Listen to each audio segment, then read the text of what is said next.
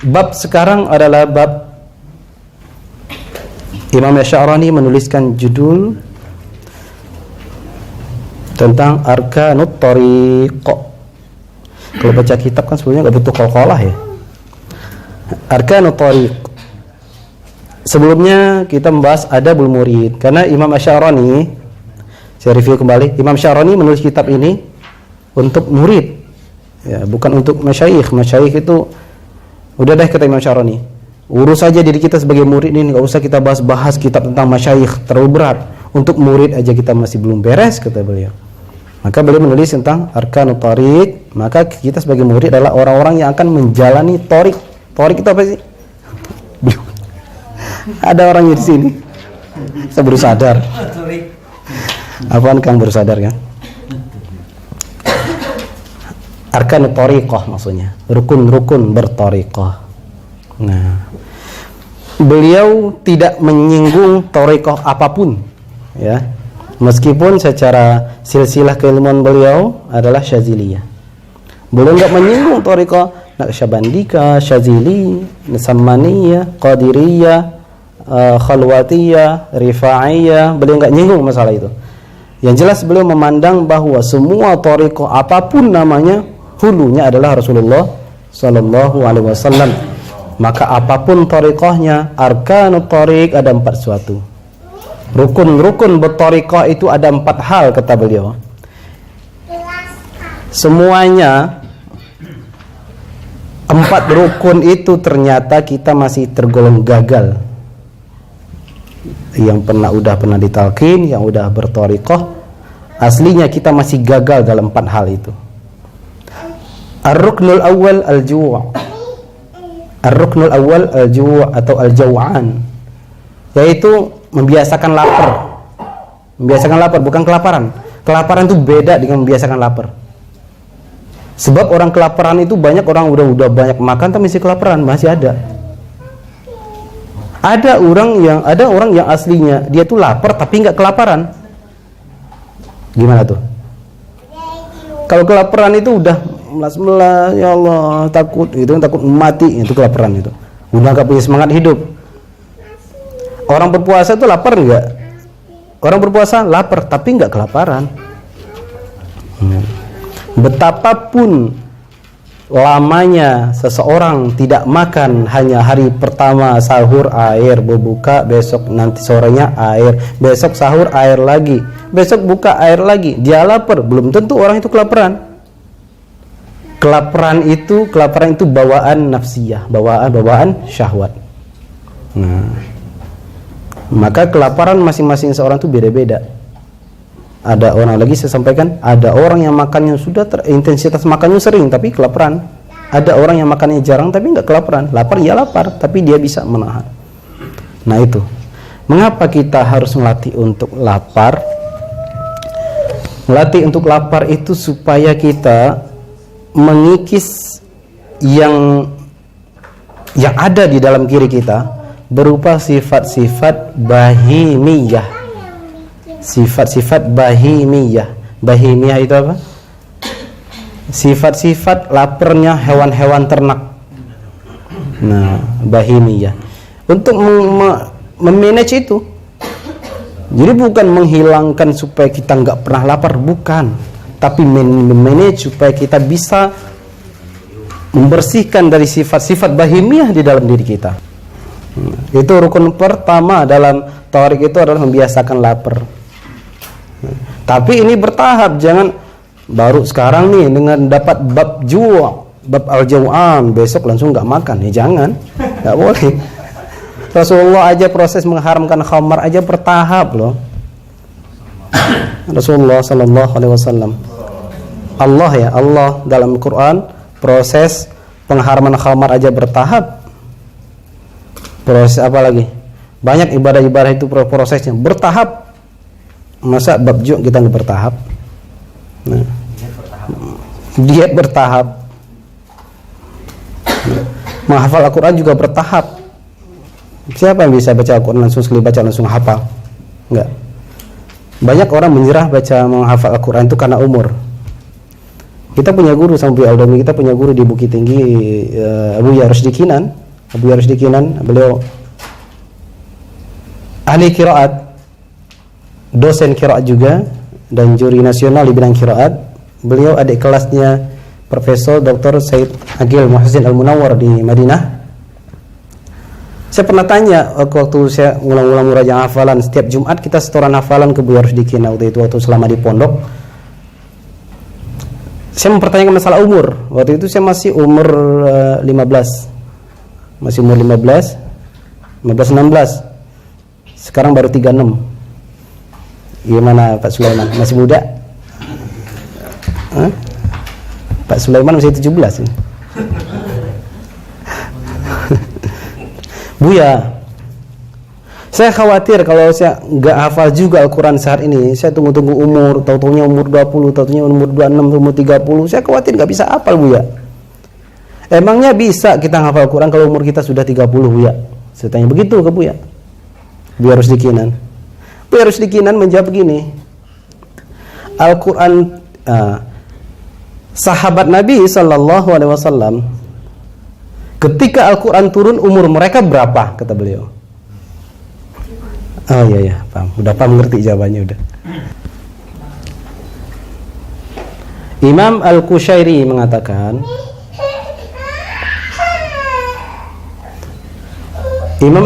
mengatakan, innama asasu babi tariq al-ju' li'annahum lam yajidu yanabi' al-hikmati tahsulu lahum illa bih.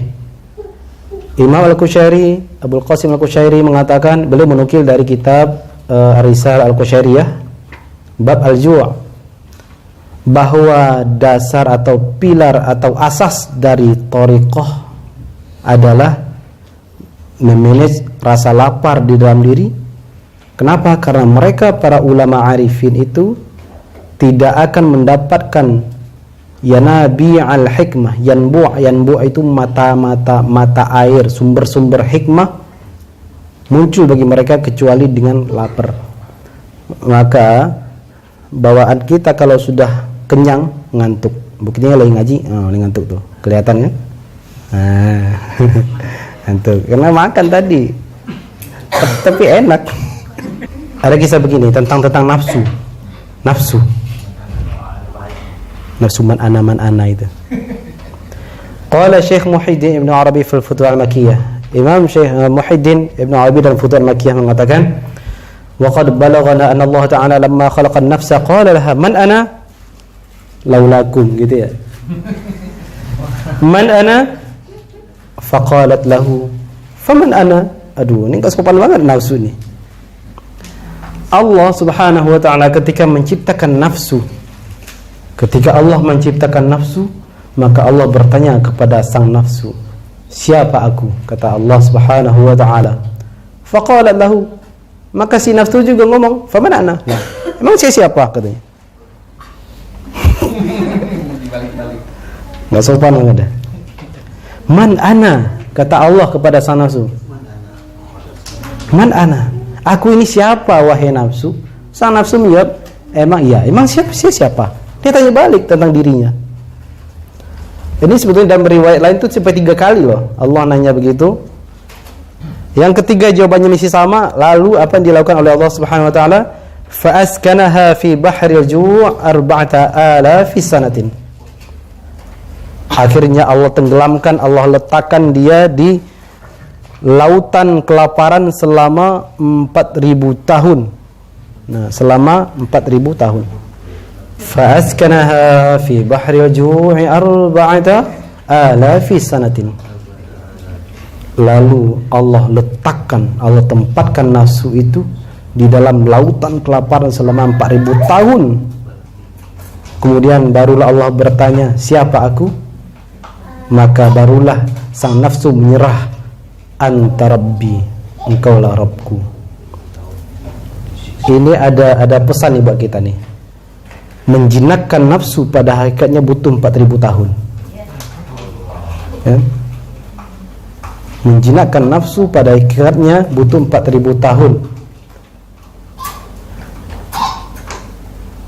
ujung-ujungnya metode terakhir menjinakkan nafsu bagi manusia adalah kematian.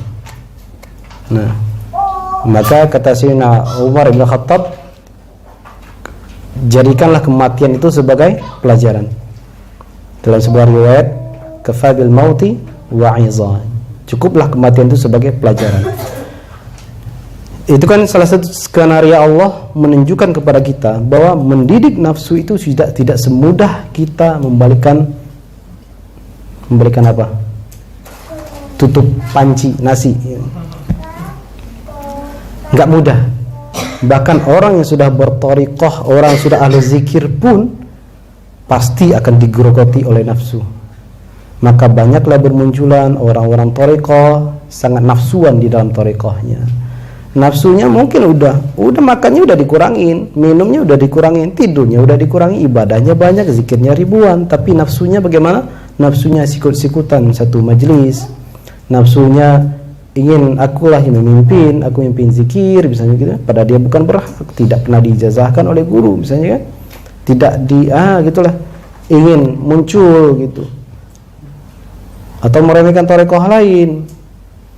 Karena pandangannya cuma sampai segitu. Kalau dia berpandangan thariqah itu sampai pangkalnya siapa? Rasulullah SAW, maka semua thariqah itu adalah usrati, keluargaku semuanya. Maka itulah yang manhajnya yang disampaikan oleh Buya Razi Hashim, wiridan syaziliyah. Kita pakai sholawatnya Al-Fatih At-Tijaniyah, kita pakai. Karena bagi kita itu tidak ada lagi istilah itu kan thariqah itu, bukan thariqah saya. Thariqah saya kan begini, bukan thariqah dia. Kita nggak ada lagi, nggak laku ungkapan-ungkapan begitu. Semua thariqah itu hulunya satu, Sayyidina Muhammad sallallahu alaihi wasallam. Selama kita masih terhijab dengan madrasah itu tanpa kita tahu founding father semua thariqah itu, maka selama itu kita akan terhijab. Maka Imam Al-Ghazali dalam kitab Ihya Ulumuddin beliau membahas salah satu babun min abwabi syaitan itu at-ta'assub fil madhab. Salah satu pintu syaitan itu adalah fanatik dalam bermadhab, apalagi fanatik dalam berthariqah, itu pintu iblis. Kita baru membahas satu ya, ju' ya, tentang lapar. Jadi ada 4 sebenarnya. 4 ini harus kita lakukan, entah sekarang, besok, pokoknya tekadkan dalam diri saya ingin melakukannya, niatkan. Apa yang 4 itu? Yang pertama al-ju', membiasakan diri nafsu untuk lapar. Ya. Ini bukan menyiksa diri, enggak. Kalau makan dikurangi itu maksudnya. Bukan berarti kita ikutin sampai sekali 6 bulan baru makan, enggak juga, enggak mesti begitu. Sehari semalam makannya cuma 1 suap, enggak mesti begitu juga. Ya. Riyadhah umat zaman sekarang itu enggak mesti ikut pada riyadhah ulama-ulama pertengahan yang harus betul-betul menjinakkan dengan metode itu. Karena sekarang di zaman itu udah banyak dibukain semuanya. Ya, udah banyak dibukakan. Yang pertama adalah ajwa', kemudian al-uzlah. Uzlah. Nih, kalau versinya ulama-ulama dulu yang uzlah, kalau Imam Al-Ghazali uzlahnya naik ke menara. Kalau kita di Indonesia banyak pegunungan ini. Uzlah gunung, apa masih seperti itu? Jadi apa yang disampaikan para ulama arifin dalam kitab itu kejadian sebuah informasi bagi kita. Begitulah perjalanan mereka. Apakah kita harus seperti itu? Ya enggak mesti juga antum mencari uzlah bikin gubuk di Gunung Salak, enggak juga. Bikin gubuk uzlah udah punya rumah di depan kita bikin pondok sendiri, enggak mesti gitu juga. Nah, cari gorong-gorong air di bawah ibu kota Jakarta, kita di situ enggak juga.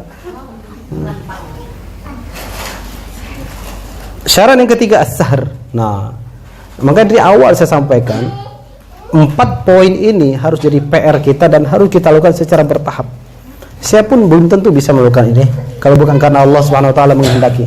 Yang ketiga apa? As-sahr. Bukan sihir ya, as-sahr. Membiasakan bangun malam. Nah, kita kan suka tidur malam-malam tuh. Ketidur. Dan sangat indah sekali, sangat mujarab sekali apabila sebetulnya kalau tidak ada kegiatan majlis, kalau tidak ada kegiatan zikir malam. Dalam sebuah riwayat disebutkan Sunan At-Tirmidzi misalnya bahwa habis Isya itu sudah dimakruhkan kita banyak ngomong, aslinya begitu. Ngomong-ngomong enggak ada faedah, habis Isya itu sudah dimakruhkan. mulailah istirahat setelah Isya, mungkin nanti bangun jam 12, bangun nanti jam 1. Biasanya bangun semenjak waktu itu sampai subuh, insya Allah tahan itu. Ada nggak orang lebih dari itu? Ya banyak. Kita menemukan orang-orang nggak tidur 3 hari 3 malam, ada ahlu zikir, ada. Orang nggak tidur 14 hari 14 malam, 2 minggu nggak pernah tidur, ada. Kenapa? Ya karena ruhaniyahnya udah mendominasi diri dibanding nafsiyah. Karena yang tidur itu kan nafsiyah kita. Ruhaniyahnya udah mendominasi diri. Udah nggak ada batuk-batuk lagi. Itu kita cerita guru kita kemarin itu. Cerita guru kita kemarin, kita semal domi diceritain. Logikanya sederhana, orang yang dirinya ruhiyahnya mendominasi, bukan fisiknya lagi. Batuk aja udah gitu. Orang zikir, koneksi nggak dengan zikirnya misalnya kan? Dalam zikir batuk, berarti nggak koneksi gitu ya. Kenapa? Itu sebuah analogi dari beliau, salah satu guru kita. Karena ketika rohani sudah mendominasi, itu nafsiyahnya lagi tidur tuh, fisiknya tidur, tenang maksudnya, udah nggak ngerasain lagi gatal-gatal gitu. Koneksi. Ya kira-kira begitu ya. Nah yang terakhir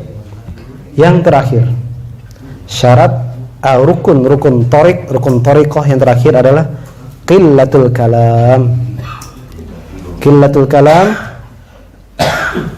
speechless ya. Speechless itu kehabisan kata-kata. Qillatul kalam, mengurangi obrolan. Momen obrolan ibu-ibu biasanya kalau di tempat belanjaan. Momen obrolan bapak-bapak kalau udah di hadapan kopi sama apa tuh? Rokok, gorengan di teras ribat misalnya kan. Itu momen ngobrol itu.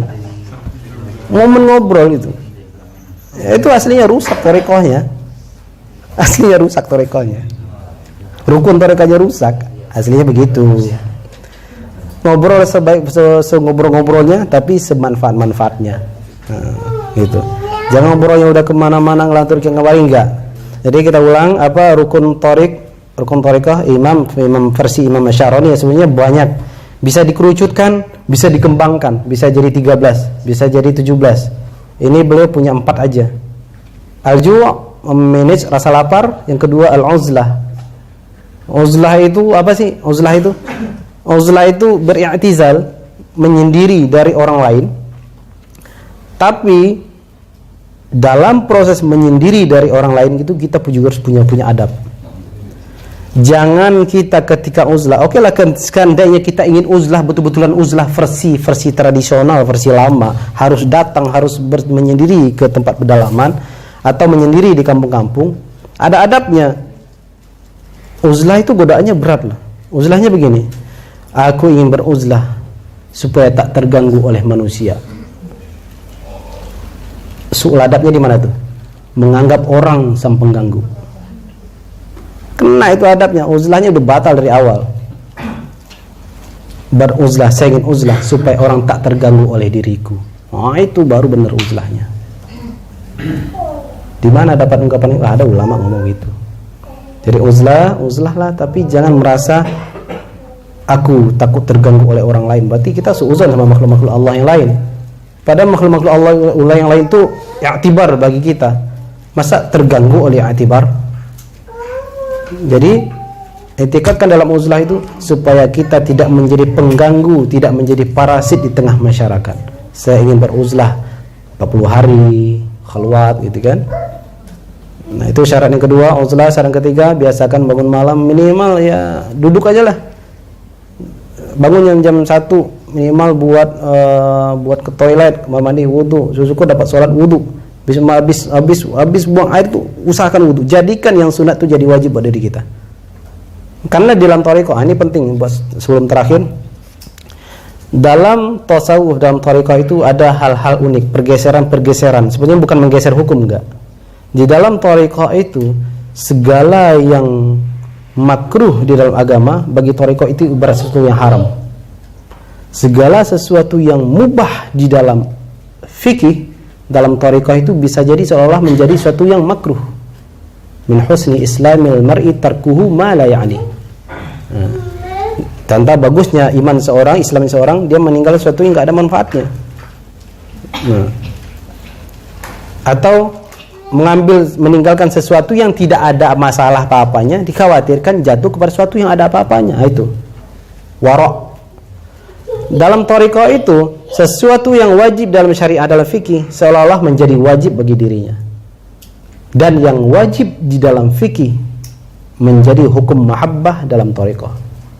Maka sholatnya orang ahlu thariqah itu, ahlullah, ahlu ma'rifah itu, hukumnya apa? Hukumnya mahabbah. Ini unik kan bukan? Biasanya hukum itu wajib, mubah, sunat, makruh, haram. Hukum yang wajib dalam fikih bagi thariqah itu adalah mahabbah, jadi cinta. Yang sunat dalam fikih seolah menjadi wajib.